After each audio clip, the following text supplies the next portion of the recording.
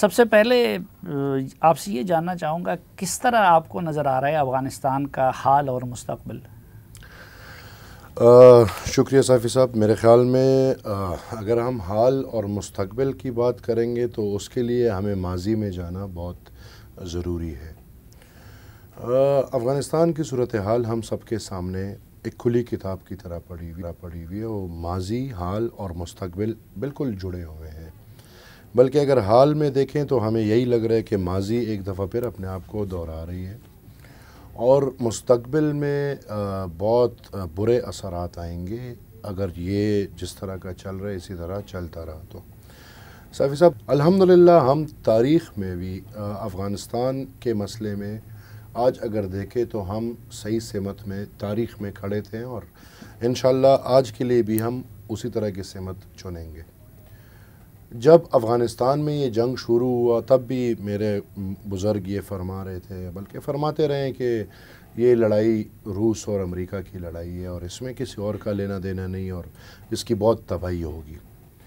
جہاد کا نام دیا گیا اور وہ جہاد چلتا رہا. لوگوں کو آج واضح ہے کہ فائدے کس کو ملے، نقصان کس کو ملا. افغانستان میدان جنگ بن گیا. ایک فریق جنگ ہار کے غم میں چلا گیا اور دوسرا فریق خوشی کے غم میں چلا گیا اور پیچھے پھر افغانستان کو جن کے حوالے کیا وہ آج سب کے سامنے ہے. لیکن عوامی نیشنل پارٹی افغانستان کی ہر جنگ میں خود فریق کیوں بن جاتی ہے؟ دوسروں سے کہتی ہے کہ مداخلت نہ کرو، خود فریق بن جاتی ہے. مثلا اس وقت آپ لوگ سوویت یونین کے ساتھ تھے. ہم فریق تو نہیں بنے بلکہ ہم نے ہمیشہ افغانستان کی خود مختاری اور آبادی کی بات کی ہے. ہم آج بھی کسی کے فریق نہیں ہے، کیونکہ مجھے تو سمجھ بھی نہیں آ رہا کہ یہ فریق ہے کون کون.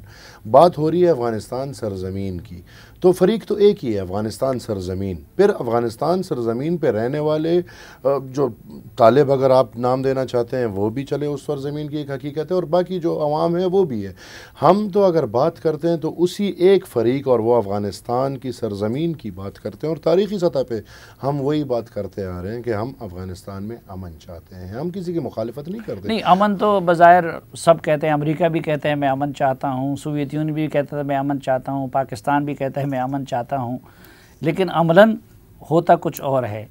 یہ سب کہتے ہیں میں مداخلت نہیں کرتا. تو جس کی طرف آپ نے اشارہ کیا تو سوویت یونین نے انویڈ کیا اور عوامی نیشنل پارٹی یا آپ کے بڑے سوویت یونین کے ساتھ تھے، تو آپ لوگ تو فریق تھے نا اور وہ حملہ آور تھا. جی بالکل، یہ تو تاریخ ہے اور میرے خیال میں اس کے بارے میں سب کچھ لکھا ہوا کھلا پڑا ہے. ولی خان بابا کی کتابیں لکھی ہوئی ہیں. ان سب حالاتوں پہ آج کل کتابیں لکھی گئی ہیں. تو میں تو مثال زیادہ اس کو بریف میں لا کے آئی لائک کہ میں آج کل کے ماحول کو آپ کے سامنے رکھوں، کیونکہ کہتے تو بالکل سب ہیں کہ امن چاہیے، لیکن کہنے میں اور کرنے میں بہت بڑا تضاد ہے.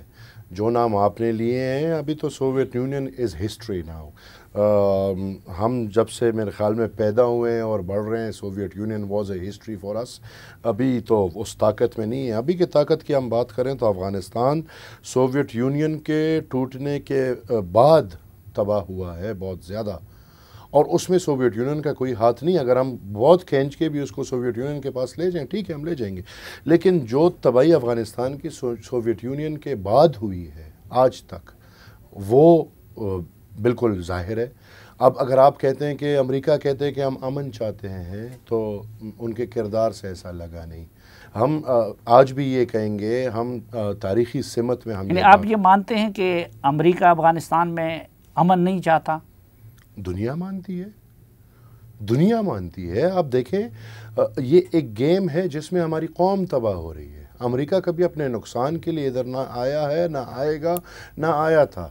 امریکہ نے جو ٹائم ادھر گزارا ہے عجیب قسم کی جنگ ہے. آپ اس کے تفصیلات نکال کے دیکھ لیں، کتنے امریکی میں مرے ہیں اس میں تو سب افغان مرے ہیں، اس میں تو سب افغان شہید ہوئے. جنگ کس کا تھا؟